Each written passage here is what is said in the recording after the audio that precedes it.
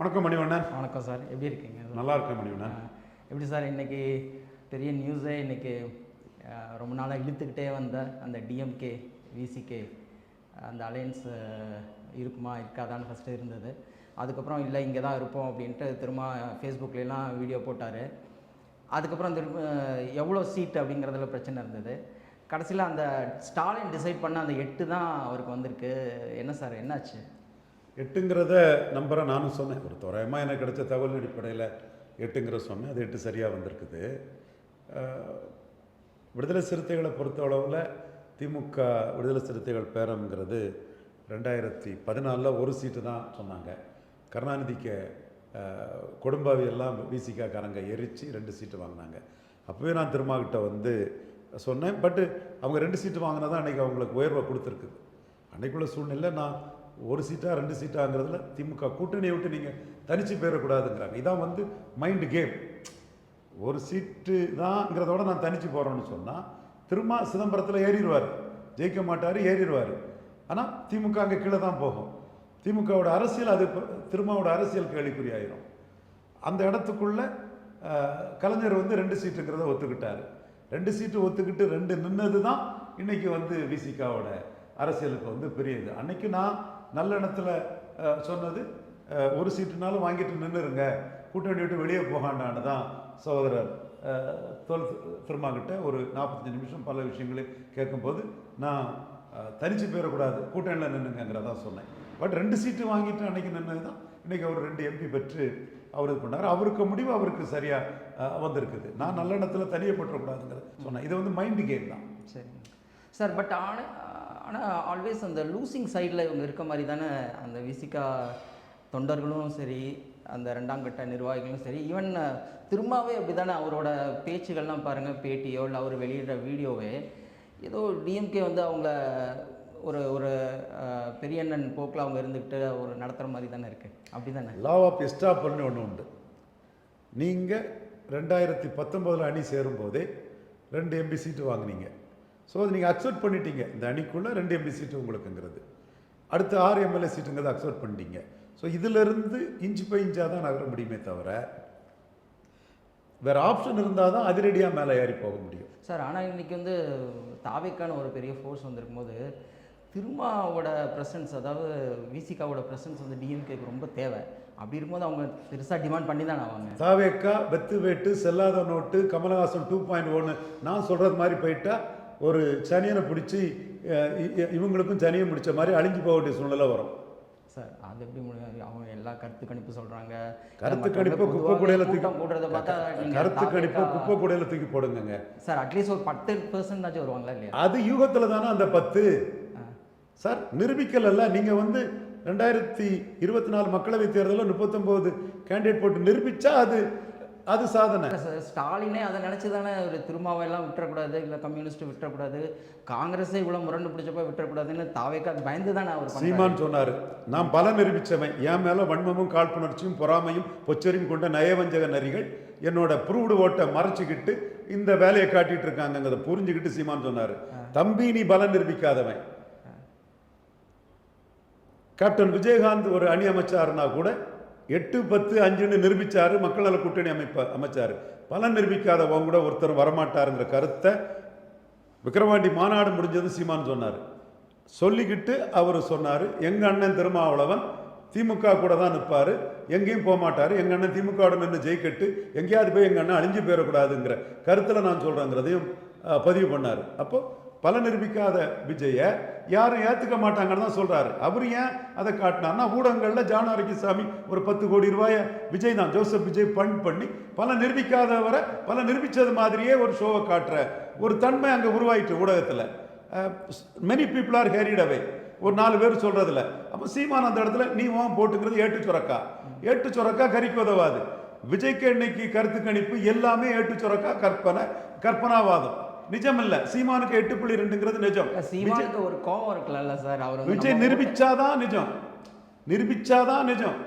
ஆனா கள நிலவரம் வேற மாதிரி இருக்கு. கள நிலவரம் வந்து கள நிலவரம் சரத்குமார் சொன்னாரு. திண்டுக்கல் எம்ஜிஆருக்கு திண்டுக்கல், எனக்கு திருமங்கலம்னாரு.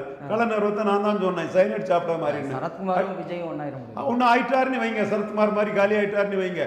ஒன்னா நிரூபிச்சாதானே தெரியும் சரத்குமாரோட கீழே போயிட்டாருன்னா. விஜய் அளவுக்கு யாரு சரத்குமார சரி, ஓட் பேசுனது பிரச்சனை இல்லை, ஓட்டுல நிரூபிச்சாதானே சார் ஓட்டு.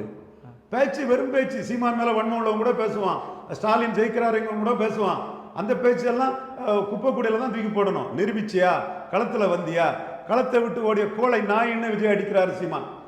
களத்தை விட்டு ஓடிய கோழை நாய்கள்னு எடப்பாடி அடிக்கிறாரு, விஜய் அடிக்கிறாரு, என்டிஏ அடிக்கிறாரு. நீ களத்துக்குள்ள வரல, களத்துக்குள்ள வராம போலியா பொய்யா பொய்யா ஏட்டு சுரக்காய் வித்துக்கிட்டு இருந்தா யார் வாங்குவா? யார் சார் இதுவரை வாங்கியிருக்கா? சார் 72ல் எம்ஜிஆர் கட்சி ஆரம்பிச்சாரு சார். அது ஆரம்பிச்சார். ஆனால் 77ல் முறையாக தேர்தல் சந்திக்கிறார். அதுக்கு முன்னாடியே எம்பி சீட் ஜெயிக்கிறாங்க, எம்எல்ஏ ஜெயிக்கிறாங்க, அதெல்லாம் விட்டுருங்க. பட் தேர்தல்னு பெரிய அளவில் ஒரு தேர்தல் வந்து அதில் முறையாக அவர் ஜெயிக்கிறாரு. அவர் அப்படி தானே பேசினாங்க, இதே விஜய் பேசுகிற மாதிரி தானே பேசினாங்க. சார் கமலஹாசனுக்கு அப்படி தான் பேசினாங்க. கமலஹாசன் 2.5 மாதிரி இவர் ஆயிடுவார். எம்ஜிஆர் கட்சி ஆரம்பிச்சு திண்டுக்கல்ல நின்னாரு, 55 விழுக்காடு பலம் கொண்ட ஒரு கட்சியில இருந்து வந்தாரு. இவர் 0% இருந்து வராரு. விஜய் முகம் போனி ஆகாதுன்னு ஜெயலலிதா நிரூபிச்சிருக்காங்களா இல்லையா? எம்ஜிஆர் முகத்தை காட்டினா 30 லட்சம் ஓட்டுன்னு அண்ணா சொன்னாரா இல்லையா? விஜய் முகம் போண்டா முகம் போனி ஆகாதுன்னு ஜெயலலிதா நிரூபிச்சிருக்காங்களா இல்லையா? தம்பி முகம் போனி ஆகாதுன்னு நிரூபிச்சிருக்காங்களா இல்லையா? அவங்க ஜெயலலிதா சார். விஜய் முகம் போனி ஆகாதுன்னு நிரூபிச்சிட்டாங்கல்ல. ஆமா. அப்போ நீ போனி ஆகுன்னு நிரூபிச்சாதானே நான் அதை ஒத்துக்க முடியும். இன்னைக்கு வேற விஜய், அது இன்னைக்கு வேற விஜய். அதே மாதிரி போனி ஆகாத போண்டா முக விஜய் தான் நான் சொல்றேன். நீ நிரூபிச்சா ஒத்துட்டு போறேன், நீ நிரூபிக்காதவரை நான் ஏன் ஒத்துக்கணும்? நீ ஏன் என்ன கம்பல் பண்றீங்க? நீ இப்போ சீமான் 8.2 நிரூபிச்சுட்டாரு. இதை பிடிக்காத புறமொழியாளர்கள் வன்மம் கொண்டவன் காழ்ப்புணர்ச்சி கொண்டவன் தான் கற்பனை விஜயை வந்து சீமான் கூட கம்பேர் பண்றான். நீ 26ல் விஜய் என்ன ஓட்டு எடுக்கிறாரோ நீங்களும் மறுக்க முடியாது, நானும் மறுக்க முடியாது. இப்போ அன்டெஸ்டட் நாட்களோடு நான் சொல்றதுதான் உண்மை. இதை 10 கோடியில பலகீனமான பத்திரிகையாளர்கள் சீமான் மீது காழ்ப்புணர்ச்சி வன்மம் கொண்டவங்க மறைக்க பார்க்குறாங்க. நயவஞ்ச நரிகள் மறைக்க பார்க்குது. ஒருவேளை நீங்க சீமானோட பார்வையில் பார்க்குறீங்களோ? நிரூபிச்சா ஓட்டு என் பார்வையில தான் நான் பார்க்குறேன். இல்லை சார், இப்போ அதே சீமானை நீங்கள் சொல்கிறீங்க, அவர் வந்து விஜய் ஒரு அன்டெஸ்டட் பார்ட்டின்னு சொல்கிறீங்க. ஆமாம். ஆனால் இதே அதிமுகவும் டிஎம்கேவும் விஜய் பார்த்து பயப்படுறாங்க தான். அதிமுக வந்து விஜயை தன்னோட கூட்டணிக்குள்ளே கொண்டு வரதுக்கு பாஜகவும் அதிமுகவும். சரி, எல் முருகன் வந்து சொன்னார், பல நிரூபிக்காதவன் ஒரு விழுக்காடு கூட நீ நிரூபிக்கலன்னு எல் முருகன் சொன்னார். எல் முருகன் தான் பிரிமிஷன் கூட இருக்காரு. ஆமாம். இதைத்தான் நாங்கள் அடித்தோம். 8ஆம் தேதியே விஜய் அடித்தோம். 8ஆம் தேதியே நியூஸ் 18 சேனலில் நாங்கள் சொன்னோம், சசிகலா அம்மையாருக்குள்ள ட்ரீட்மெண்ட் விஜய்க்கு உண்டு. சசிகலா அம்மையாரும் 0%ன்னு நீங்கள் தந்தி தொலைக்காட்சியில் இருந்தீங்க.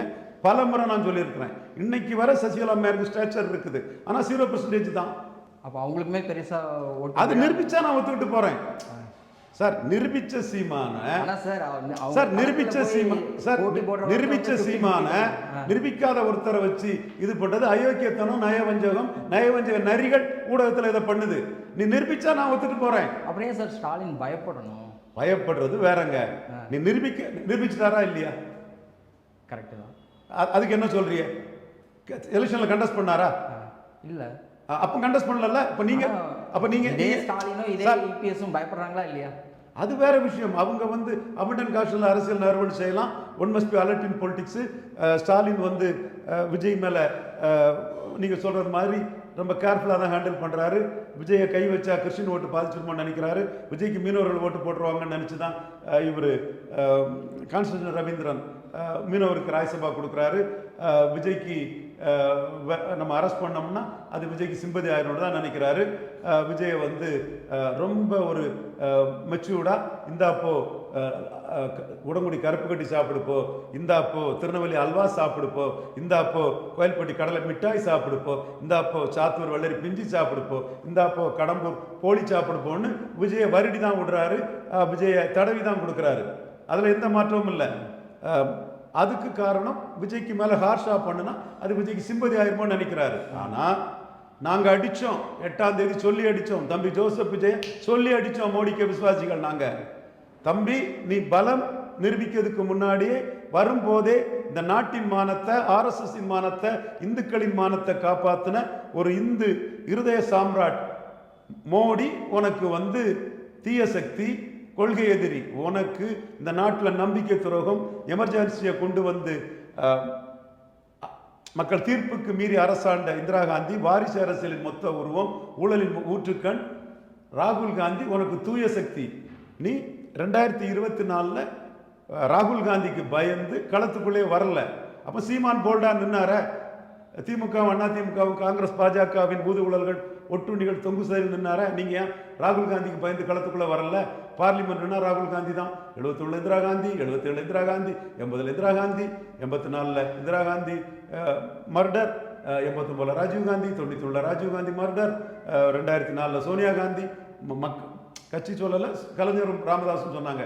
2019 ராகுல் காந்தி. அப்போ அந்த குடும்பத்தை முன்னிறுத்தினா 50 விழுக்காடுக்கு மேலே அவங்களுக்கு ஓட்டு வந்துடும். ஸோ அந்த குடும்பத்தை மீறி அரசியல் களத்தில் நம்மளால் நிற்க முடியாது. அதுக்குள்ள முதுகெலும்பு இல்லை, தெம்பு இல்லை, திராணி இல்லை. அதனால நம்ம லெட்டர்பேடாக இருப்போம். அப்போ இந்த இடத்துக்குள்ளே நீங்கள் தோத்துட்டீங்களே. கட்சி ஆரம்பித்து 39 கேண்டிடேட் போட்டிருக்கணும். ராகுல் காந்தி கிட்ட நம்ம நிற்க முடியாதுல்ல. அவரோட எய்மே வந்து சட்டமன்ற தேர்தல் சார். அவர் ஏம் எப்படி இருக்கட்டும் சார். ஏன் கருத்து அவர் கோலத்தனமா சார். ஏன் கமெண்ட்டை நான் சொல்லலாம்ல சார். அவருள்ள கட்சி நடத்துறாரு. நான் ஏன் கமெண்ட் நீ ராகுல் காந்திக்கு பயந்துட்டு நின்றுட்டேன். அவர் வந்து ரவீந்திர துரைசாமி சாருக்காக அவர் வந்து அப்படி அதனால தான் அடி வாங்கினார். ரவீந்திர துரைசாமி 8ஆம் தேதி அடிச்சு நொறுக்கி தள்ளுனேன். ஆத ஒரிஜினா இவங்கெல்லாம் அவரோட சபார்டினேட் சார். விஜயே சொல்றான் 8ஆம் தேதி டிக்ளேர் பண்ணி அடிச்சனா இல்லையா? ஏன் அடிக்க முடிஞ்சது? கோலத்தனமா கட்சி ஆரம்பிச்சு லெட்டர் பேடா ராகுல் காந்திக்கு ஆதரவாட்டு அல்ல ராகுல் காந்தியை எதிர்க்க முடியாம லெட்டர் பேடா இருந்தீங்க. அப்போ மோடி கிட்ட சொல்றோம், இவர் ராகுல் காந்திக்கு ஆளு. 29 ராகுல் காந்தி கூட இருப்பாரு. பலத்தை நிரூபிச்சுட்டு ராகுல் காந்தி கூட போவாரு. மோடியை தீய சக்திங்கிறாரு, ராகுல் காந்தியை தூய சக்திங்கிறாரு. அடிச்சு நொறிக்கிறோங்கிறோம். சசிகலா ட்ரீட்மெண்ட் தான் சொல்லி தானே சார். எந்த நிலையில நிற்கிறாங்க? ஏன்னா இப்போ நீங்க கருத்து கணிப்பு உங்களுக்கு வந்து கோவம் வரும், உடனே கருத்து கணிப்பு எனக்கு ஒண்ணு வரல. கருத்து கணிப்பு எல்லாமே என்ன சொல்றதுன்னா, இப்போ நேத்து கூட ஒரு ஒபினியன் போல்ல வந்து அது 4 ஃப்ராடு அட்ரஸ் இல்லாத கருத்து கணிப்பு எல்லாம் சார் அஷ்டம் இல்லாத கருத்து கணிப்பு எல்லாம் ரிசல்ட்டா சார்? கருத்து கணிப்பு கிடைச்சவங்க 14%ன்றாங்க, சீமானுக்கு 2-3%ங்கிறாங்க சார். விஜய் சீமானுக்கு 4% தான் தந்தி டிவி போட்டான், 8 எடுக்கலையா சார்? கமல்ஹாசனுக்கு 6% போட்டான். சீமான் கருத்து கணிப்பில் போடவே இல்லை. தினகரனுக்கு 8ன்னு போட்டாப்புல, சீமான் 6.5 எடுத்தாப்புல, கமல்ஹாசன் 2 எடுத்தாப்புல, தினகரன் 2 எடுத்தாப்புல. கருத்து கணிப்பில் வராத சீமான் 6.5 எடுத்தாப்புல. ஆனால் இது க்ளோஸ் கான்டெஸ்ட் நினைக்கிறீங்களா? அது வந்து அதே கருத்து கணிப்பில் வந்து ஏடிஎம்கே டிஎம்கேக்கு வந்து வித்தியாசம் 2% இல்லை சார். தெருப்புழுதியும் இல்லை சார். கொஞ்சம் 4 பேர் அவன் ஃப்ராடு கருத்து கணிப்புன்னு அவன் பிரச்சாரத்துக்கு பண்ணிட்டு இருக்கான் சார். ஸ்டாலின் 15 விழுக்காடு வாக்குகள் எடப்பாடி பழனிசாமியை விட அதிகம் வருவார் சார். குறைஞ்சபட்சம் 2 இலக்கத்தில் தான். இவ்வளோ டிஃப்ரென்ஸ் வருமா சார்? சார் நான் 2024 சொன்னேன். நான் சொன்னது தானே சார் நடந்து. கருத்து கணிப்பு சார் இருக்கலாம். சார் கருத்து கணிப்புக்காரங்க நெல்லையில் 35 விழுக்காடு ரெட்டலையும் கொடுத்தான் சார். நான் டிக்ளேர் பண்ணேன் தம்பி முதுன் பழனிசாமி கிட்ட, ஐயரும் நாடாரும் என்ன செய்ய முடியும்னு கேட்டிங்களா தம்பி, 3 தொகுதியிலையும் உங்களை டெபாசிட் இழக்க வைக்கிறேன்னு நான் சொன்னேன் சார். 8 விழுக்காடு தான் ரெட்டலை வந்தது திருநெல்வேலியில். 35 விழுக்காடுன்னு சொன்ன கருத்து கணிப்புக்காரன் ஜெயித்தானா? களத்தில் நின்று பன்னீர்செல்வத்தை நீக்கிட்டா நாடாரெல்லாம் ஓட்டு போட்டுருவான்னு 2 ஜாதிகளுக்கு இடையில் மோதலை உருவாக்கி ரத்தம் குடிக்க நினைச்ச உங்களோட பீகத்தை அடித்து உடைச்ச ரவீந்திர துரைசாமி ஜெயித்தானா? யார் ஜெயித்தா? கருத்து கணிப்பெல்லாம் 35 விழுக்காடு ரெட்டலைக்கு சொன்னாங்களா இல்லையா? திருநெல்வேலியில் 3 இடத்துல டெபாசிட் இழக்க வைப்போம்னு முதுன் பழனிசாமி ஐயாவுக்கு சவால் விட்டு 3 இடத்துல டெபாசிட் இழக்க வச்சோமா இல்லையா? நான் நடந்தது தாங்க சொல்கிறேன். தம்பி முதுன் மேலே எனக்கு பாசம் தான். எத்தனை நாள் தொழில் பண்ணுறாரு, ஆயிரக்கணக்கான மக்களுக்கு வேலை கொடுக்கட்டு, மிகப்பெரிய தொழில் 20,000 தம்பி வரட்டு, அது வேறு விஷயம். களத்துக்குள்ளே நாம் சொன்னோமா செய்தோமா நிரூபிச்சோமாங்கிறது தான். மற்றபடி தம்பி மேலே பாசம் தான் சார். இப்போ நாம் தமிழர் பற்றி நம்ம பேச ஆரம்பித்தோன்னா, அவங்க வந்து 234 தொகுதிக்கும் கேண்டிடேட் முத ஆளாக போட்டவங்க அவங்க தான். இப்போ பிரச்சாரத்துக்கு அவர் ஸ்டார்ட் பண்ணிட்டார், நேற்று திருத்தணியிலேருந்து ஸ்டார்ட் பண்ணிட்டார். அதுக்கு முன்னாடியே அவங்க கேண்டிடேட்ஸ்லாம் வந்து நிறைய களப்பணி ஆற்ற தொடங்கிட்டாங்க. அவர் நல்லா தான் பேசுகிறாரு, ரொம்ப இதில் எல்லாம் மீடியாவில் நல்லா வியூஸ் போகுது. அவர் பேசுகிறத எதிர்கட்சிக்காரங்களும் கேட்குறாங்க. ஈவன் அவங்களோட ஆட்கள் பேசுகிறது, அந்த கட்சியில் இருக்கவங்க பேசுகிறவங்களும் இளைஞர்கள் பேசுகிறதையும் கேட்குறாங்க.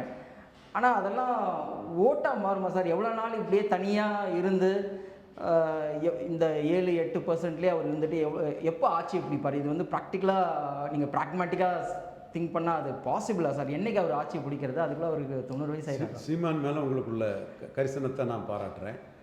அவருக்கு 90 வயசாவது இல்லையோ, நீங்கள் ஒரு நேர்மையான ஆளுன்னு நினைக்கிறேன் சார். நேர்மை போதுமா சார்? நான் பாரேன், நீங்கள் ஒரு நேர்மையான ஆளுன்னு நினைக்கிறேன். நேர்மையாக எனக்கு பதில் சொல்லணும். ஜெயலலிதா அம்மையார் இருக்கும்போது சீமான் 1.1 விழுக்காடு வாக்கெடுத்தார். இன்னைக்கு சீமான் 8.2 விழுக்காடு வாக்கெடுத்திருக்கார். யாரை பலகீனப்படுத்தி இந்த வாக்கு எடுத்திருக்கிறார்? ஆனால் சார் அதுக்கு எவ்வளோ சார் பதில் சொல்லுங்க சார். யாரை பலகீனப்படுத்தி எடுத்திருக்கிறாரு? இருக்கிற இதுல தான் எடப்பாடிக்கு கைக்கூலிகள் தான் வந்து இந்த உண்மையை மறைக்கிறாங்க. நீங்க எடப்பாடி கைக்கூலின்னு உங்களை நினைக்கல. யாரை பலகீனப்படுத்திங்கிறதுல பதில் சொல்லுங்க. இல்ல 2 பெரிய பார்ட்டி கிட்ட இருந்து எடுத்திருக்காங்க. இல்ல எடப்பாடி கிட்ட இருந்து, எடப்பாடி தான் எடுத்திருக்கிறாரு. ஸ்டாலின் வளர்ந்திருக்கிறாரு. ஓ, ஸ்டாலின் வளர்ந்திருக்காங்கன்னு சொல்றீங்க? ஆமா, ஸ்டாலின் கிட்ட இருந்து என்டி கிட்ட போவே இல்லையா? அந்த ஓட்டு எடப்பாடி கிட்ட எடுத்தாருங்க இருக்கு ஆதாரம். தெளிவா என்ன பதிவு செய்ய இல்ல, விடுங்க. அது எதை வச்சு சொல்றீங்க சார்? அதான் ஆதாரத்தை சொல்லும்போது எதை வச்சு சொல்றீங்கன்னு கேட்குறீங்க. அதைத்தான் நான் சொல்றேன். எவனை வேணாலும் இருத்துங்க, நியூஸ் சேல என்ன இருத்துங்க.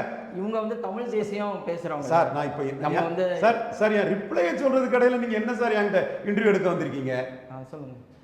என்ன சார் நீங்க இவ்வளவுக்குள்ள நான் ஒரு ரிப்ளையை தெளிவா கொடுக்க போறேன்னு சொல்லும்போது குறுக்க கேள்வி என்கிட்ட பதில வாங்காம கேட்டீங்க. ஏடிஎம்கே கிட்ட இருந்து அவர் எடுத்தாருங்கிறீங்க. அதுதானே சார் நான் ஆதாரத்தை சொல்ல வரேன்னு சொல்லும்போது திரும்ப ஆதாரத்தை சொல்லாம 4 நிமிஷம் இழுத்து அடிச்சிட்டு இருக்கிறீங்க. சொல்லுங்க சார். நான் சொல்லி முடிக்காத வரை எதிர்கேள்வி கேட்காம இருக்கிறீங்களா மணிவண்ணன்? Okay okay. ஆதாரத்தோட அடிக்கிறேன். நியூஸ் சேல உட்கார வை, சிவி சண்முகத்தை என்னை உட்கார வைங்க. ஆதாரத்தோட அடிச்சு இந்த பொய் போலிகளோட முகத்தரையை கிழிச்சு எறிகிறேன். ஜெயலலிதா அம்மையார் உயிரோடு இருக்கும்போது வீரப்பன் கொள்ளக்காரன்னா கருணாநிதிக்கும் ஜெயலலிதாவுக்கும் என்ன பேருன்னு கேட்டு சீமான் எடுத்த வாக்கு 1.1. இன்னைக்கு சீமான் எடுத்த வாக்கு 8.22. எப்படி இந்த 7.1 விழுக்காடு வாக்க உயர்ந்திருக்கிறாரு? எடப்பாடி ஜெயலலிதா அம்மையார் உயிரோடு இருக்கும்போது அதிமுக எடுத்தது 41 விழுக்காடு. இன்னைக்கு அதிமுகவின் வாக்கு 20 விழுக்காடு. சீமானுக்கும் பிரைம் மினிஸ்டர் கேண்டிடேட் கிடையாது, எடப்பாடி பழனிசாமிக்கும் பிரைம் மினிஸ்டர் கேண்டிடேட் கிடையாது. இதை அறிவு நாணயம் உள்ள அரசியல் விமர்சகர்கள் ஒத்துக்கணும். சீமானுக்கும் பிரைம் மினிஸ்டர் கேண்டிடேட் கிடையாது, எடப்பாடி பழனிசாமிக்கும் பிரைம் மினிஸ்டர் கேண்டிடேட் கிடையாது. நீ பார்லிமெண்ட் அசம்பிளி தெட்டி திரிக்கிற வேலையெல்லாம் இங்கே காட்டக்கூடாது யாரும். அதான் நியூஸ் சேலை உட்காந்து பேசிடலாங்கிறேன் உங்ககிட்ட மணிவண்ணனையும் தாண்டி. அப்ப எடப்பாடியின் பலகீனத்தில் சீமான் வளர்றார். இனிமேட்டு அப்படிதான் வளருவார். அப்படி வளருவாருங்கிறது ஏன் கருத்து. நீங்க மாற்று கருத்து சொல்லலாம். இதுவரை வளர்ந்திருக்கிறாருங்கிறத மறுக்கிறவன் அறிவு நாணயம் மற்றும் நயவஞ்சக நரி. அது நீங்க நேர்மையான ஆளா? உங்களை லாக் பண்றேன் சார். நீங்க நேர்மையான ஆளா? அப்ப நான் சொல்றது உண்மையா பொய்யா? இல்ல அரசியல் வந்து சார் நடந்த விஷயத்தை நீங்களும் இல்லை யாரும் மறுத்து பேச முடியாது. நாளைக்கு நடக்கிறதுல என்ன வேணாலும் பேசலாம். நடந்ததை மறித்து பேசுறது அறிவு நாணயமற்ற செயல். சீமான் வாக்குகள்லாம் தாவே போகுது அப்படின்னு ஒரு கோபத்துல நீங்க சார் அது கற்பனை ஏட்டு சொரக்கா. இது நடந்தது. இதுதான் அறிவு நாணயமற்றவர்களுக்கு செயல். நீங்க கற்பனை என்ன வேணாலும் சொல்லுங்க, நடந்ததை மறைக்கிறது எனக்கு ரொம்ப மரியாதை இருக்கு சார். உங்க மரியாதை எல்லாம் குப்பை கூட எழுதி போடுங்க சார். அவர் வந்து ஒரு நம்ம தமிழ்நாடு சீஃப் மினிஸ்டரா வரணும், அதெல்லாம் வேற விஷயம் சார். சார் எல்லாத்துக்கும் ஒரு ஆசை சார் நான் சொல்றது அதை எப்போ ரீச் பண்ணுவாரு சார்? நடந்த விஷயம் உண்மையா பொய்யா? கரெக்ட் தான்.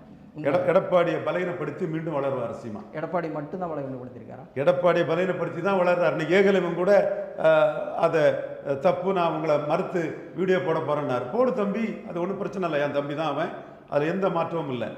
நான் சொல்ற தரவு உண்மையா பொய்யா? இன்னும் சொல்றேன், அதிமுக ஆட்சி அமைஞ்ச இடம் புதுச்சேரி மக்கள் தலைவர் எம்ஜிஆர் முத அங்க சீமானுக்கு ரெட்டலைக்கு 4வது இடம். சீமானுக்கு வேட்பாளரோட வாக்கு குறைவு. கூட்டணியில் நின்ற ரெட்டலைக்கு சீமானோட வாக்கு குறைவு. ஜெயலலிதா உயிரோடு இருக்கும்போது விளவங்கோட்டில் சீமானுக்கு கிடைச்ச வாக்கு சில 100 வாக்குகள். இன்னைக்கு ரெட்டலையோட சீமானுக்கு வாக்கு அதிகம். தென் மாவட்டத்தில் 7 தொகுதிகளில் கூட்டணியா எடப்பாடி கிடைச்ச வாக்கை விட 10 தொகுதிகளில் தனிச்சு நின்ற சீமானுக்கு வாக்கு அதிகம். இதை எத்தனை பத்திரிகைகள் நேர்மையா நானுமையா பேசியிருப்பான்? எத்தனை சர்வே நேர்மையா கணிச்சா கண்டிப்பா இது கணிப்புல சார், நடந்த விஷயத்தை சொல்றேன் சார். ஃபேக்ட் தான் சார். சும்மா நீங்க புரியாம இருந்துகிட்டு அது ஃபேக்ட் தான். அவர் வந்து மற்ற கட்சிகள்லாம் பணம் கொடுத்து பிரியாணி கொடுத்து கூட்டும் போதும் அதுக்குள்ளலாம் வரல சார். அதுக்குள்ளலாம் வரல சார். சார் அதுக்குள்ளலாம் வரல சார். அதுக்குள்ளலாம் என்னோட கேள்வி என்னன்னா சார், அது எவ்வளவு காலம் இப்படியே பேசி வாக்கு நீ பொறுத்திருந்து பாருங்க, ஒவ்வொரு தேர்தலும் பாருங்க. சோ அவர் எப்போ சிஎம்மா வருவார்? மக்கள் பதில் சொல்லுவாங்க. ஆனால் இது பாசிபிளா சார்? ஏடிஎம்கே டிஎம்கேங்கிற 2 பெரிய ஜாம்பவான்களை நீங்க எடப்பாடி அவர் பலகீனப்படுத்திட்டாருங்கிற ஆதாரத்தை ஒத்துக்கிறதுக்கு மணிவண்ணனுக்கு மனசு இல்லையே. கீழே மிதிச்ச மாதிரி அலறீங்களா? அந்த எடப்பாடியோட வாக்குகளை தான் பிஜேபி எடுத்து வளர்றாங்க. இப்போ வந்து கடைசியாக இந்த நாடாளுமன்ற தேர்தலில் 11% வாக்கு வாங்கினாங்க பிஜேபி. அது யாரோட வாக்குங்கிறீங்க? அந்த வாக்கு தான் சீமானுக்கு வரப்போகுது, எடப்பாடிக்கு எதிராக வரப்போகுது. இல்லை முன்னாடி வந்தது எடப்பாடி ஜெயலலிதா எடுத்த வாக்கு தான். ஜெயலலிதாவையும் எம்ஜிஆர் கருணாநிதி கடையில் ஜெயலலிதாவை கடத்தி போட்டிருக்குன்னு சொல்லி ஒருத்தன் வாக்கெடுக்கான் சார். எவ்வளோ போல்னஸ் அது. ஜெயலலிதாவை என்ன சொல்கிறான்னு வேணால் நீங்கள் எடுத்துக்கிடுங்க. அது கேசி பழனிசாமி கம்ப்ளைண்ட் கொடுக்குறாரு. ஆமாம், கருணாநிதி ஜெயலலிதா கடையில் கடத்தி தான் போட்டிருக்கு ஜெயலலிதாவை, கடற்கரையில் உள்ளது சொல்கிறார். எனக்கு அதில் மாறுபட்ட கருத்து இருக்கலாம். ஆனால் ஓங்கி அடித்து 8.2 வாக்கு எடுத்தவர் ஈரோடு கிழக்கில் 16 விழுக்காடு வாக்கு எடுக்கிறாருல்ல. எம்ஜிஆர் ஜெயலலிதாவை அடிச்சுக்கிட்டு எடப்பாடி களத்தை விட்டு ஓடிய கோழை நாயின்னு அதிமுக நிக்காத போதே அவர் வந்து அதுதான் சார். நீங்க நிக்காத போதே அவருக்கு கம்மியாக வாக்கு வருது சார். 16 விழுக்காடு அதிமுக வாக்கு அங்கே போயிருக்கணுமே சார். அதுதான் சார் 16 எடுத்தாருங்கிறத ஒத்துக்கிறீங்களா? அது கரெக்ட் தான், பட் அதுக்கு மேலே வந்திருக்கணுமே. ஓகே, 16 தான் வந்திருக்கு. நான் மேலே வந்ததை நான் சொல்ல முடியாது. ஏன் டிஎம்கே போச்சு அந்த வாக்கு? அது அந்த இடத்துல தான் பொலிட்டிக்கல் டைனமிக்ஸ் மாறிட்டு ஸ்டாலின் வர்சஸ் அதர்ஸ் சொல்றபடி பார்த்தா அதிமுக வாக்கு ஆல்ரெடி அவர் எடுத்துட்டு இருக்காரு அப்படின்னா, if he is eating out இது ஏடிஎம்கே ஓட்ஸ், அப்போனா அவர் வந்து அப்பயே அந்த வாக்குகளை எடுத்து சார் இவ்வளோதான் பெரிய இவ்வளோதான் எடுக்க முடிஞ்சது. நிற்காத எடப்பாடியை களத்து விட்டு போய் கோழை நாயின்னு எடப்பாடியை என்டிஏ விஜய் அடிக்கிறாருல்ல, அது போல்னஸ் தானே. ஸோ இப்போ வர்ற தேர்தலில் பெரிய சதவீதம் அது நீங்கள் ஒன்று வராதுன்னு கூட ப்ரிடிக்ட் பண்ணலாம். இல்லை நீங்கள் எவ்வளோ சொல்லுங்கள் சார், எவ்வளோ பர்சன்டேஜ் வரும்? நிச்சயமாக இதை விட பெரிய ஜம்ப் வரும். அதுக்கு காரணம் காரணத்தை நான் சொல்கிறேன். எடப்பாடி நிலைப்பாட்டிலேருந்து மாறி இருக்கிறார். பாஜகவும் காங்கிரஸும் நாட்டுக்கு தேவையில்லாத அணின்னு எடப்பாடி சொன்னார். சொல்லிட்டு பாஜகவோட சரண்டர் ஆயிருக்காரு, பல்டிசாமி ஆயிருக்காரு. சீமான் தன் நிலைப்பாட்டில் உறுதியாக இருக்கிறாரு. விக்கிரவாண்டி ஈரோடு கிழக்கு களத்தில் எடப்பாடி நிற்கல, சீமான் நின்னார். நான் தரவுகளோட தான் சார் சொல்கிறேன். நீங்கள் என்ன தான் இரிட்டேட் பண்ணி உள்நோக்கத்தோட கேள்வி கேட்டாலும் என்கிட்ட உள்ள தரவு உள்நோக்கம் இல்லை சார். எனக்கு வந்து ஒரு மேபி ஒரு ஆதங்கமாக கூட இருக்கலாம். எனக்கு அவர் உங்கள் ஆதங்கம் இருக்கிறாரு,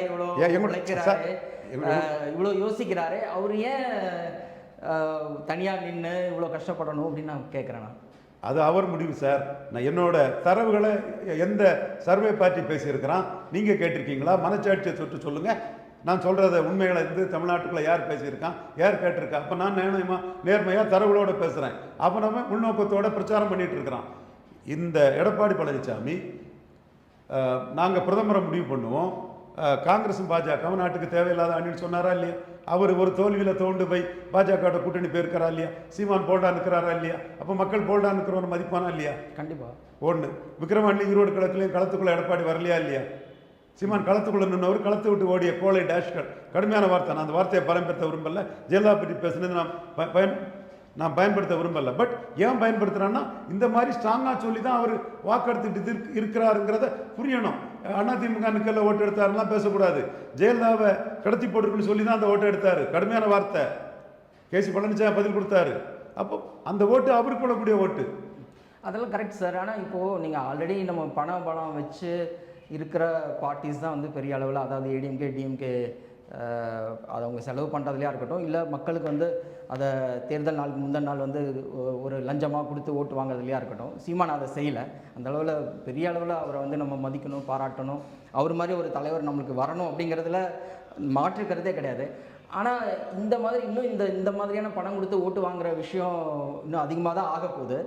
அப்படி இருக்கும்போது இந்த மாதிரி ஒரு கல்ச்சர் இருக்கும்போது சீமானால அதை தாக்கு பிடிக்க முடியுமா சார்? அந்த கல்ச்சர் நீங்க ஏன் வருத்தப்படுறீங்க? அவர் பாட்டு நின்றுட்டு இருக்கிறாரு. நீங்க அவர் எப்போ ஆடு நனையுதுன்னு ஓனாயா அழுது, ஆடு நனையுதுன்னு ஓனாயா அழுது, ஒரு பயனான இருந்தா அதுக்கு வந்து அதான் ஆடு நனையுதுன்னு ஓனாயா அழுதுன்னு கேட்டாச்சுல்ல பதில். ஆடு நனையுதுன்னு ஓனாயா அழுதுன்னு கேட்டாச்சு சார். நீங்க அதுக்கப்புறம் அடுத்த கொஸ்டின் தான் கேட்கணும். உங்களை ஒட்டுமொத்தமா அடிச்சுட்டேன். ஆடு நனையுதுன்னு அழக்கூடிய ஓநாய்கள் தான் இந்த. நானும் அதை தான் கேட்குறேன் சார். இப்போ ஒரு பயனான இருந்தால் டெஸ்டினேஷன் இருக்கணும். அவருக்கு வந்து சிஎம் ஆகிறது சார். ஆடு நனையுதுன்னு அழக்கூடிய ஓநாய்கள்ன்ட்ட இதை சரி இனிமேல் நான் ஒன்று பேசுகிறேன். விஜய் அதாவது ஒரு பெரிய கடை திறப்பு விழான்னா ஒரு ரொம்ப பெருசாக அதெல்லாம் லைட்டெல்லாம் போட்டு தோரணம்லாம் கட்டி திறப்பு விழா பண்ணுவாங்க. அதுக்கப்புறம் அந்த கடையில் வந்து ஆடலை அப்படின்னு சொல்லுவாங்க. அது மாதிரி விஜய் ஆரம்பத்தில் வரும்போது ஒரு பெருசாக பிரம்மாண்டமாக வந்தார், பெரிய ஃபோர்ஸாக வராரு, ரொம்ப நடிகர்னு, அதில் சூப்பர் ஸ்டார்னு வந்தார் அப்படின்னு. இன்றைக்கி அவர் ஃபஸ்ட்டு முதல்ல அறிவிக்கிறார், விக்கிரவாண்டி கூட்டத்திலே அறிவிக்கிறாரு, இந்த மாதிரி நான் வந்து கூட்டணிக்கு தயார், ஆட்சி அதிகாரத்தில் பங்கு உண்டு அப்படின்லாம் சொல்கிறாரு. அப்போ எல்லாருமே சரி அவரோட போகலாம் அப்படின்னு ஒரு பெரிய கட்சிகள்லாம் நினச்சாங்க. தாவேக்கா போயிடுவோம் அப்படின்னு விசிகா நினைக்கிறாங்க, காங்கிரஸ் நினைக்கிறாங்க, தேமுதிக நினைக்கிறாங்க. பட் இப்படிலாம் போயிட்டே இருக்கும்போது நிறையா பேச்சுகள்லாம் இருந்தது. நீங்கள்லாம் கூட உங்களை மாதிரி விமர்சகர்கள்லாம் பேசுனீங்க, திறனாய்வாளர்கள்லாம். அப்படி இருக்கும்போது திடீர்னு என்ன ஆச்சு சார்? என்ன ஏன் காங்கிரஸ் ரொம்ப என் கருத்து வலுப்பெற்றது. அன்டெஸ்டட் நாட் ப்ரூவ்ங்கிற என் கருத்து வலுப்பெற்றது. 10 கோடி ஜான ஆரோக்கியசாமிக்கு பொய்யும் பொருட்டுக்கு எதிராக ரவீந்திரன் துரைசாமி சொன்ன டேட்டாவோட கூடிய உண்மை வலுப்பெற்றது. ஜான ஆரோக்கியசாமி ஜோசப் விஜய் பின்னங்கால் பரடியில் அன்டெஸ்டட் நாட் ப்ரூவ்டுங்கிற ரவீந்திரன் கருத்தில் ஓடிட்டார். இதுதான் இங்கே நடந்திருக்குது. நீங்கள் நான் சொன்னது மாதிரி 39 தொகுதிக்கும் 2024 கேண்டிடேட் போட்டு குட்டையோ நெட்டையோ பெருசோ சிறுசோ ஒரு வாக்கை நிரூபிச்சிருப்பீங்கன்னா. ஆனால் கடைசி வரை பிரவீன் சக்கரவர்த்தி பேசிக்கிட்டே இருந்தாரு. அவருக்கு இவ்வளோ பிரவீன் சக்கரவர்த்தி பேசினாரு, 15 விழுக்காடு இருக்குன்னு சொன்னாரு. கிரீஷ் ஷோடங்கர் பேசினாரு. சிதம்பரம் ஒன்றும் இல்லை, எந்த தேர்தலில் நின்னாருன்னு கேட்குறாருல்ல. சிதம்பரம் ஒன்றும் இல்லை, நிரூபிச்சாதான் ஓட்டு. ஒருவேளை சிதம்பரம் சொல்ற அவர் அப்டேட்டட் ஆகிட்டாரோ. சிதம்பரம் சீமானுக்கு தான் எழுச்சி வரும், அது நேபாளில் நடந்திருக்கு, ஸ்ரீலங்கா நடந்திருக்குன்னு சீமான் நிரூபிச்ச சீமானை தூக்கி பேசுறாரு.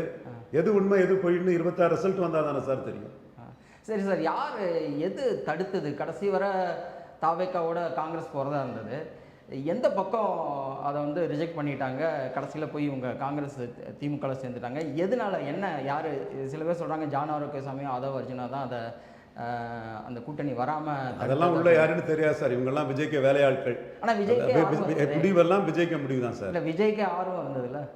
அதாவது விஜய்க்கு ஆர்வம் இருந்ததுனால தான் ஓட் ஷேவரி போராட்டத்துக்கு ராகுல் காந்திக்கு கைதுக்கு முதல்ல அவர் எக்ஸ் தளத்தில் பதிவிட்டார். அதுக்கு பிறகு தான் தமிழக முதல்வர் மு க ஸ்டாலின் பதிவிட்டார்.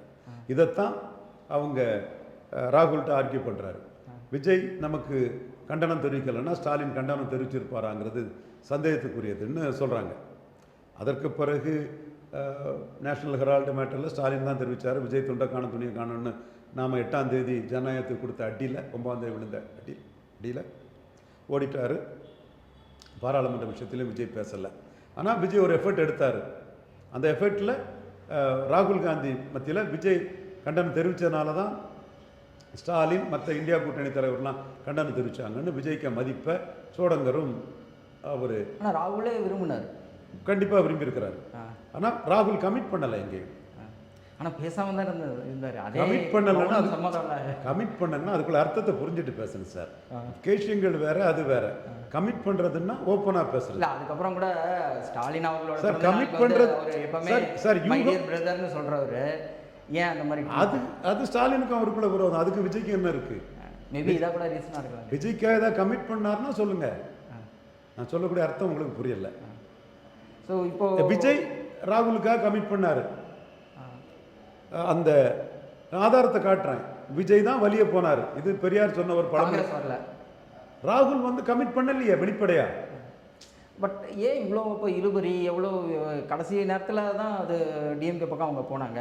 ஆல்மோஸ்ட் அந்த கூட்டணி ஓகே ஆன மாதிரி தான் ஆச்சு. ஏதோ ஒரு சின்ன இது, அது என்ன யாரெல்லாம் பேசினா ஓகே ஆனது மாதிரி ஆச்சுங்கிறதுக்கு விஜய் யாரோடையும் பேசல. இன்னைக்கு மறுக்கிறாங்க.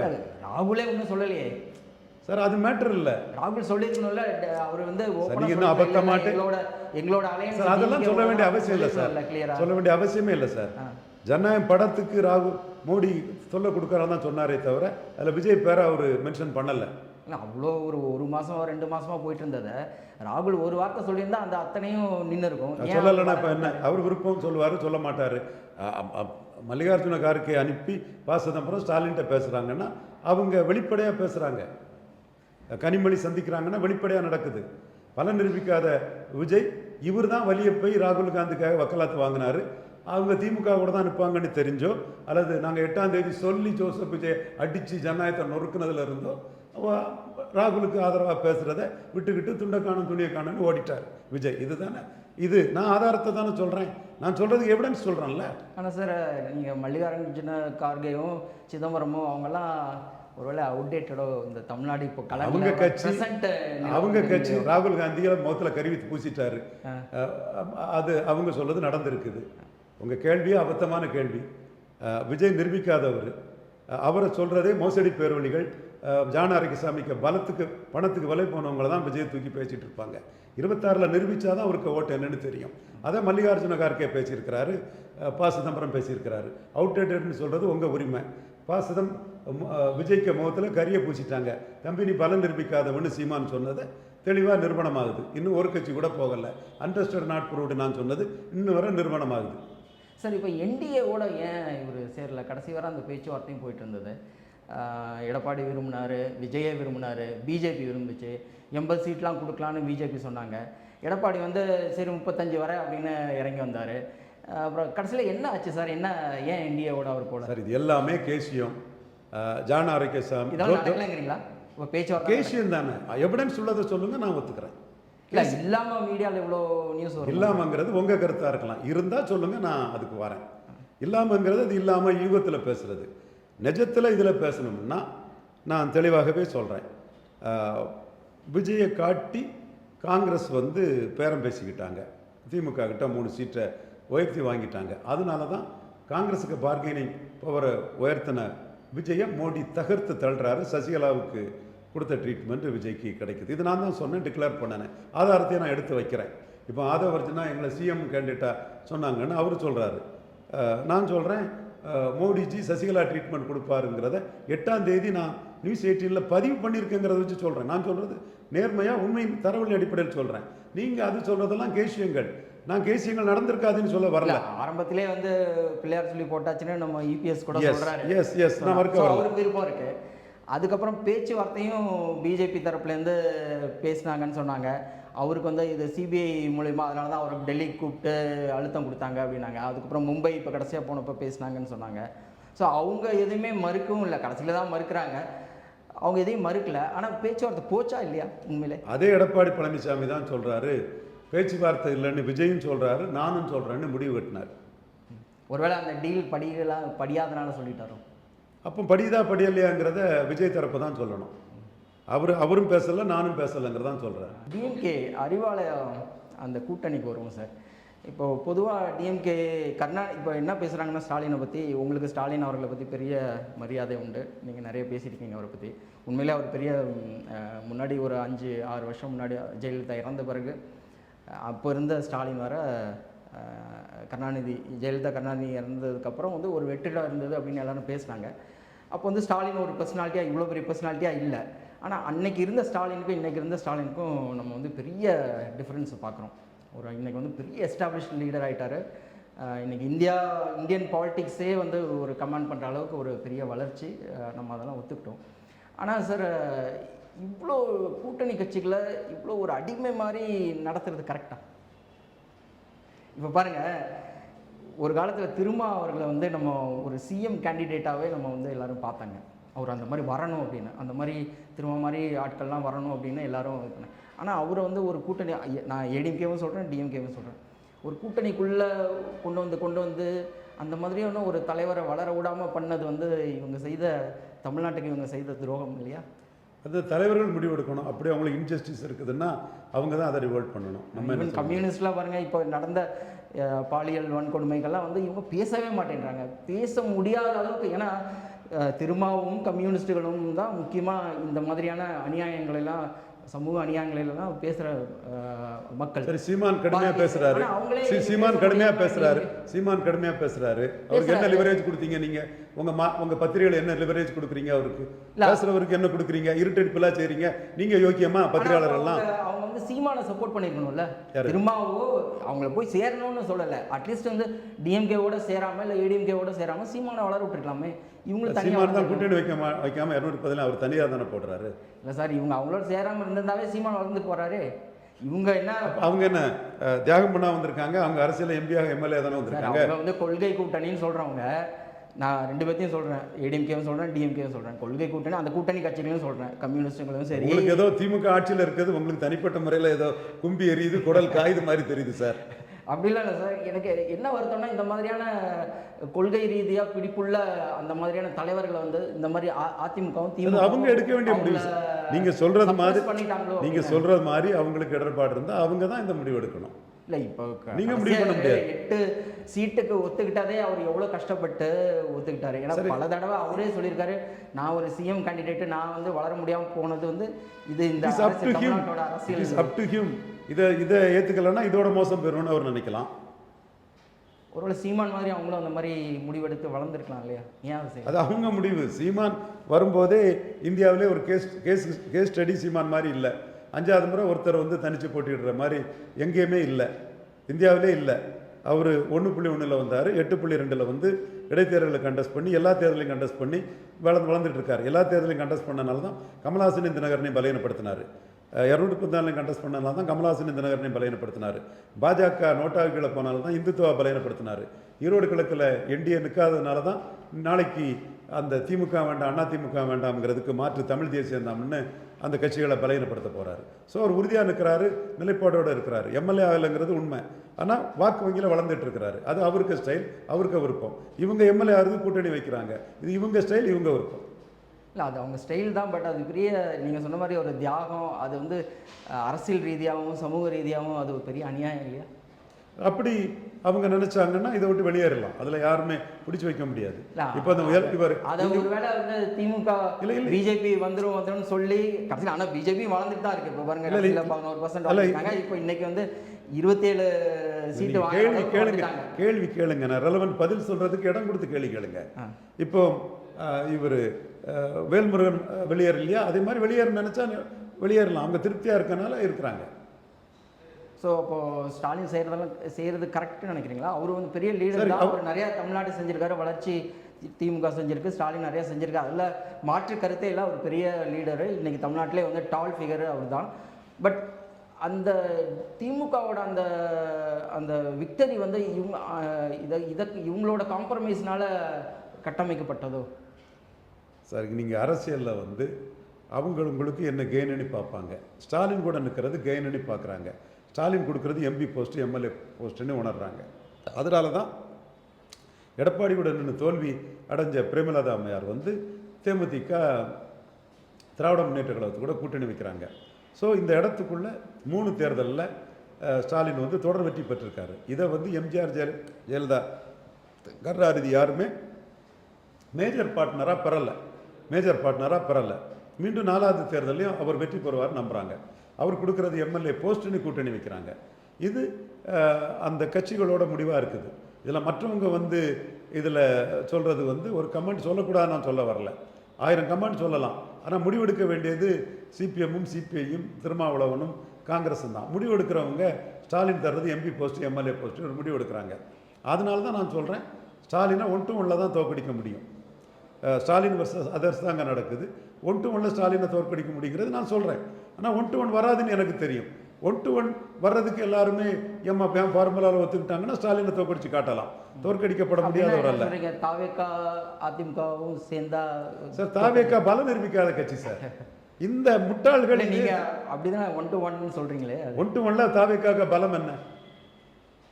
இல்லை அப்படி இல்லாமல் அட்லீஸ்ட் ஒரு 5% வச்சுங்களேன். அது எப்படி சார் வைக்க முடியும்? 50 ஆட்டும் இருக்கலாம், அரை ஆட்டும் இருக்கலாம். நிரூபிக்கலைங்கிறது தான் சார் உண்மை. அன்டெஸ்டட் தான் நான் சொல்கிறேன். ஸோ நிரூபிக்கிற வரைக்கும் 50-50 கூட இருக்கலாம் இல்லை சார்? அதெல்லாம் கதைக்கு உதவ சார். சீமான் செருப்பு கழுத்தி அடிச்சாப்புல இந்த செருப்படி வாங்கிக்கிட்டும் ஜான் ஆரோக்கியசாமிக்கு பணத்துக்கு பலரும் பேசிகிட்டு இருக்காங்க. சார் இப்போது நீங்கள் வந்து ஸ்டாலின் அவர்களை சந்திச்சிருக்கீங்க. அவர் வந்து ரொம்ப பெரிய, மீண்டும் சொல்றது புரியுதா உங்களுக்கு? அன்டெஸ்டட் நாட் ப்ரூவ்டு தான் சொல்கிறேன். அவருக்கு 0லேருந்து 100 வரை என்னவோ இருக்கலாம், அது என்னன்னு தெரியாது. களத்துக்குள்ளே நின்று மக்களை சந்தித்து தேர்தல் ஆணையம் சொன்னால் தான் தெரியும்னு சொல்கிறேன். இது தெளிவான இது. ஆனால் இந்த உண்மை வந்து ஜோசப் விஜய்க்கு பணபலத்துக்கு முன்னாடி பல ஊடகங்கள் விலை போனதுனால எடுபடலை. ஆனால் பிளேயர்ஸ் நான் சொல்லக்கூடிய உண்மையை ஏற்றுக்கிறாங்க. மல்லிகார்ஜுன கார்கே, ப. சிதம்பரம், திருமாவளவன், சீமான் இவங்கெல்லாம் ஏற்றுக்கிறாங்க.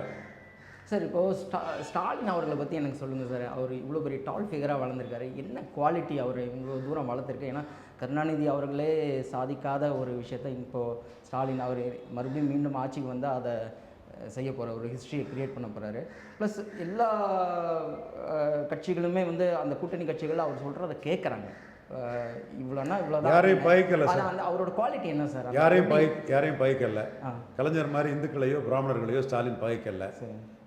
அது மட்டும் இல்லை, கூட்டணி இன்டாக்டாக வச்சிருக்காரு. இந்துக்கள் வாழ்த்து சொல்லலை, அது கருணாநிதியும் பண்ணலை தானே. கருணாநிதி மாதிரி தானே சார் நான் சொல்கிறேன். இல்லை நான் அதுக்கு எனக்கு வருத்தம் இல்லை, அது அவங்களோட கருணாநிதி மாதிரி தானே சார் நான் கம்பேர் பண்ணி சொல்கிறேன்.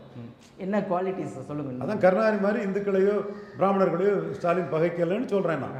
இது அரசியல் ரீதியாக யாரையும் பகைக்க, ஒரு பர்சனாலிட்டியாக அவரோட குவாலிட்டிஸ் சொல்லுங்கள் சார். தென் கூட்டணியை இன்டாக்டாக வச்சுருக்கிறாரு, பிரின்சிபலாக இருக்கிறாரு. கலைஞர் மாதிரி கூட்டணி மாற்றத்துக்கு தெற்றி திரிச்சு டயலாக் விட்டு மாற்றக்கூடிய வேலையை பண்ணலை. ஏன்னா அவருக்கு அதில் ஆசிலேட்டிங் மைண்ட் இல்லை. இல்லை, ஸ்டெடியாக இருக்கிறாரு, பிரின்சிபல்டாக இருக்கிறாரு. ஸோ இந்த இது வந்து அவரை உயர்த்தி இருக்குது. மக்கள் உணர்வை தெரிஞ்சு அரசியல் பண்ணுறாரு. பகை குறவு. ஒரு ஸ்ட்ரிக்ட் ஆஃபீஸரா? ஸ்ட்ரிக்ட் இல்லை, அது கொஞ்சம் ஜெயலலிதா மாதிரி ஸ்ட்ரிக்ட் இல்லை. ஜெயலலிதா மாதிரி ஸ்ட்ரிக்டாக போடணும்னு நினைக்கிறாரு. அது ஜெயலலிதா மாதிரி அவரால் முடியல. இல்லை, அவங்க கட்சிக்காரர்களே 2ஆம் கட்ட தலைவர்களே அவர் சொல்கிற ஒவ்வொரு வார்த்தைக்கும் பயந்து தான் இருக்காங்க. பயந்துருக்காங்கன்னா ஒரு மரியாதை கலந்த பயத்தோடு இருக்காங்க. இது கருணாநிதி அவர்கள் இருக்கும்போது, கலைஞர் அவர்கள் இருக்கும்போது அந்த இந்த இது இல்லை, இந்த அளவுக்கு வந்து ஒரு அது வந்து ஆனால் இவர் அவங்களையும் ஒரு கட்டுக்கோப்பாக தான் வச்சுருக்காரு. எவாலுவேஷன் தேரி படி கலைஞர் காலத்தில் இருந்த திமுகவுக்கு கட்சி நம்பர் 1க்குள்ள ஹோல்டை விட இன்னைக்கு உள்ள ஸ்டாலினுக்கு உள்ள ஹோல்டு வந்து அதிகம். அது வந்து எவாலுவேஷனில் அப்படி தான் வரும். நீங்கள் அண்ணா திமுக வேற, கலைஞருக்கு திமுக வேற, ஸ்டாலினுக்கு திமுக வேற. ஸ்டாலினுக்கு திமுக ஆல்மோஸ்ட் சிங்கிள் பர்சன் பார்ட்டி மாதிரி தான். பட் அவர் வந்து அந்த ஜெயலலிதா மாதிரி தான். பட் அவருக்கு தன்மை மாறாமல் கூட்டணியெல்லாம் காப்பாற்றி ஜெயலலிதா வந்து புத்திசாலித்தனத்தில் மிஞ்சினவங்க தான் ஜெயலலிதா. ஆணவத்தில் தோற்றுருவாங்க. அந்த ஆணவத்தை காட்டாமல் ஜெயலலிதாவோட தவறிலிருந்து பாடம் படித்து அந்த இதில்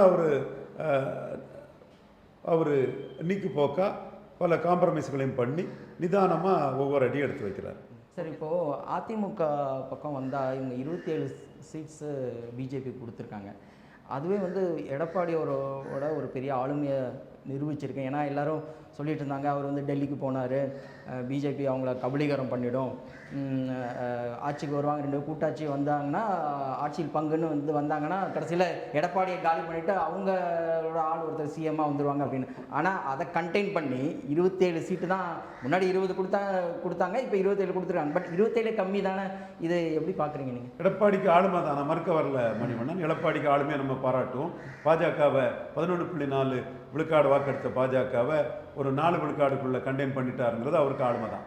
ஆனால் 2024 மக்களவைத் தேர்தலிலே பாஜக -21 நாங்கள் தோற்றது காரணம் கிறிஸ்டின் முஸ்லீம் ஓட்டு வரல அப்படியெல்லாம் சிவி சண்முகம், ஜெயக்குமார், செங்கோட்டையன், கேபி முனிசாமி எல்லாம் பேசிக்கிட்டு சீமானுக்கு நிலைப்பாட்டில் 2024 புரட்சி தமிழன் சொல்லி நின்றுக்கிட்டு 26 மாறுறாருல. அது என்ன ஆளுமையா?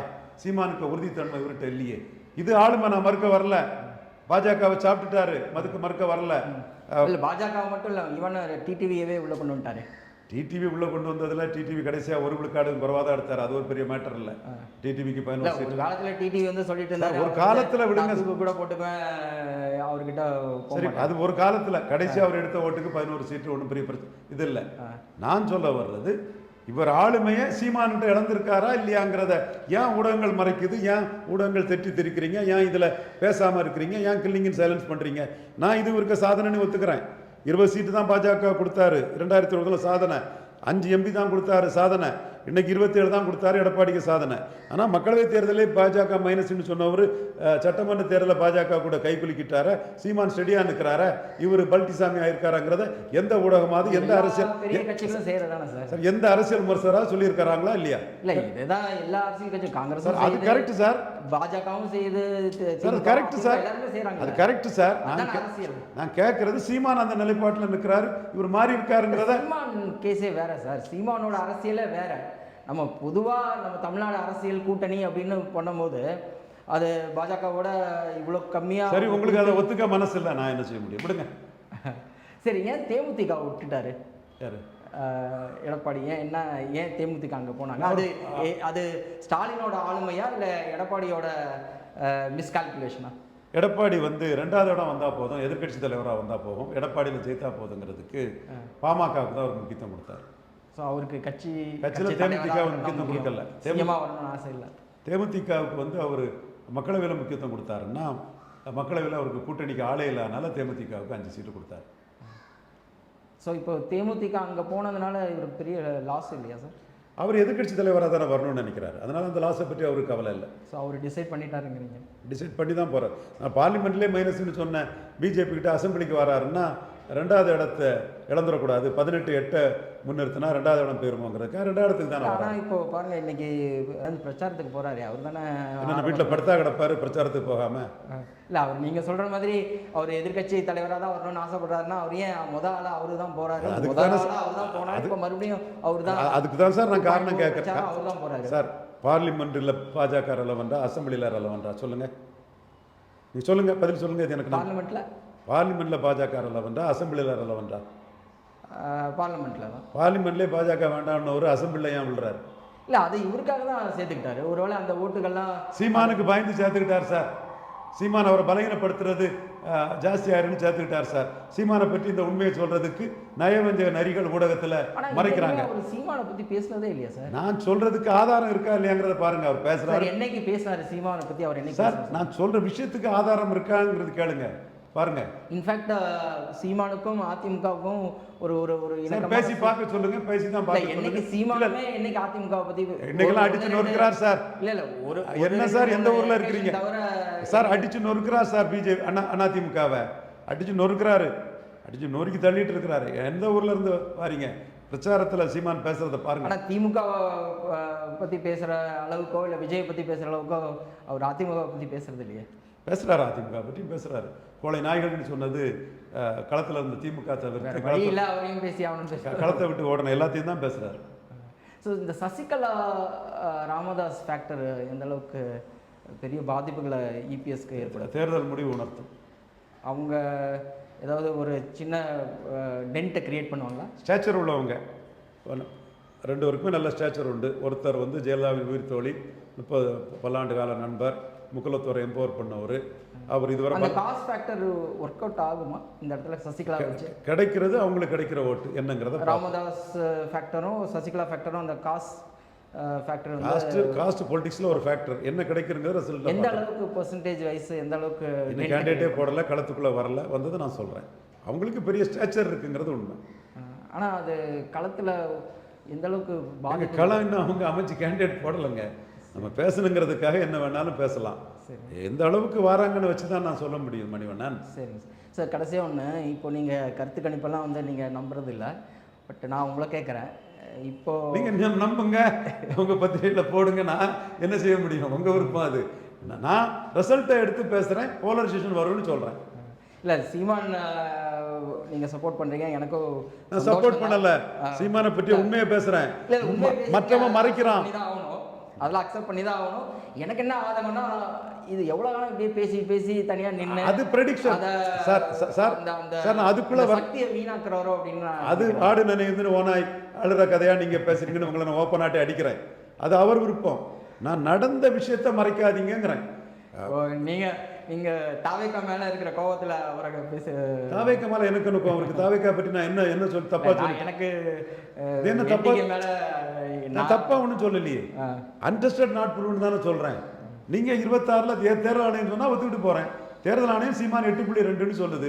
தேர்தல் ஆணையம் விஜய் லெட்டர் பேடு கட்சி ஆரம்பிச்சுட்டு லெட்டர் பேட் ஆட்டு, கமல்ஹாசன் 2.0 ஆட்டு, 39 கேண்டிடேட் போடாமல் இருந்தாருன்னு தேர்தல் ஆணையம் சொல்லுது. அதைத்தானே நான் சொல்கிறேன். நான் சொல்றது உண்மை. ஸோ எவ்வளோ % வருவாங்க சார் சீமான்?